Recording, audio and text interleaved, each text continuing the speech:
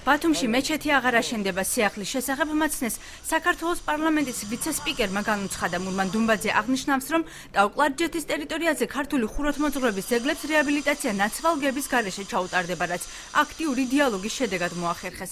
დუმბაძე აქვე განმარტავს, რომ მეჩეთის აშენება თურქეთის რესპუბლიკის პრინციპული მოთხოვნა არ იყო და პროცესს ხელსწინა ხელისუფლება უწყობდა.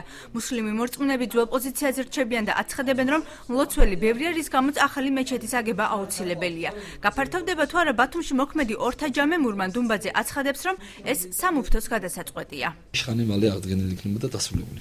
არავით არის სანაცვლოდ ნაცვალგება არ იგეგმება. ანუ სახელმწიფოებს შორის ამდაგვარი, ასე ვთქვათ, საკულტო ნაგებობებზე არავით არის განზრახულობა და არავით არის ხელშეკრულება არ არსებობს. ანუ აღარ აშენება, ის ძველი რეაბილიტირება გაფართოება ყო. არა, ეს არის მეჩეთის გადასაწყვეტი. სახელმწიფო ჩვენ არ ვერევით ამ საქმეში. როგორ წამოვიდა თურქული მხარე ამ დათმობაზე? აი, წამოვიდა იმით, რომ ჩვენ ვართ პრინციპულები. ეს მთავრობა ჯობია იმ მთავრობას პრინციპებით.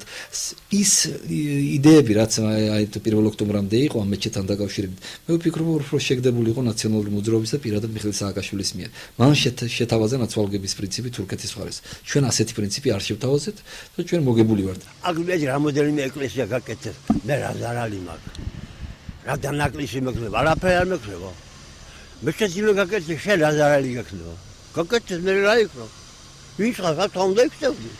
საჭიროება არის? რისგან გამომდინარე არის საჭიროება? პატარა. აქ ქუჩაში ლოცულობენ ხალხი, აქ დააგმენ და ლოცულობენ. ვერ ეწევიანი შე? პარასიოთ ეს თქვენ მოხვიდეთ აქ ჩვენი თვალით ვნახოთ. ქუჩაში გამოსული ხალხი და ქუჩაში დაგებულია იგლოცილოს ხალხი. ახლა სწორედ თქვა ამბობ სწორედ. ვისაც რაც წამს ვისაც რაც წმენა აქვს მოემსახურეს იმას, ვინმე წინააღმდეგი არ არის. აშენდეს მეჩეთის ეკლესიაც ყველა არ მაგალითად რაც თავარია ადამიანი მორწმუნე იყოს.